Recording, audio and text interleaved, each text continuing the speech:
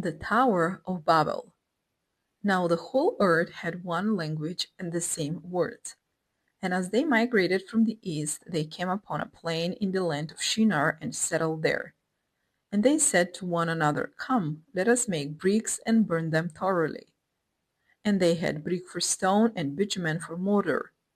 Then they said, Come, let us build ourselves a city and a tower with its top in the heavens, and let us make a name for ourselves. Otherwise we shall be scattered abroad upon the face of the whole earth. The Lord came down to see the city and the tower which mortals had built. And the Lord said, Look, they are one people, and they have all one language, and this is only the beginning of what they will do. Nothing that they propose to do will now be impossible for them. Come, let us go down and confuse their language there, so that they will not understand one another's speech. So the Lord scattered them abroad from there over the face of all the earth, and they left off building the city. Therefore it was called Babel, because there the Lord confused the language of all the earth, and from there the Lord scattered them abroad over the face of all the earth.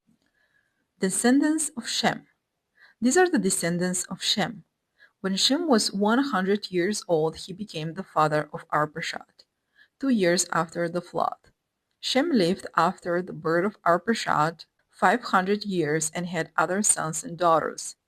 When Arpachshad had lived 35 years, he became the father of Shelah, and Arpachshad lived after the birth of Shelah 403 years and had other sons and daughters.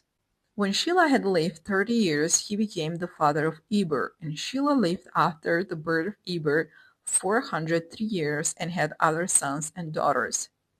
When Eber had lived 34 years, he became the father of Peleg, and Eber lived after the birth of Peleg 430 years and had other sons and daughters.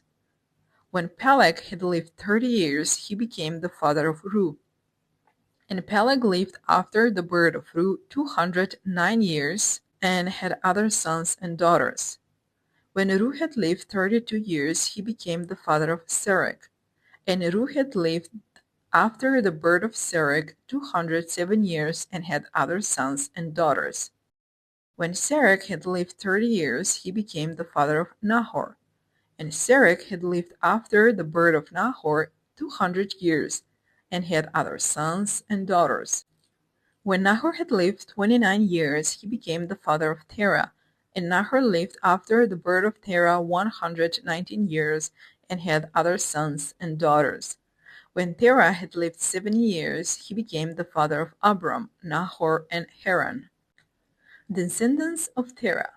Now these are the descendants of Terah. Terah was the father of Abram, Nahor, and Haran was the father of Lot. Haran died before his father Terah in the land of his birth, in Ur of the Chaldeans. Abram and Nahor took wives. The name of Abram's wives was Sarai, and the name of Nahor's wife was Milcah. She was the daughter of Haran, the father of Milcah and Iscah. Now Sarai was barren, she had no child. Terah took his son Abram and his grandson Lot, son of Haran, and his daughter-in-law Sarai, his son Abram's wife, and they went out together from Ur of the Chaldeans to go into the land of Canaan. But when they came to Haran, they settled there. The days of Terah were 205 years, and Terah died in Haran.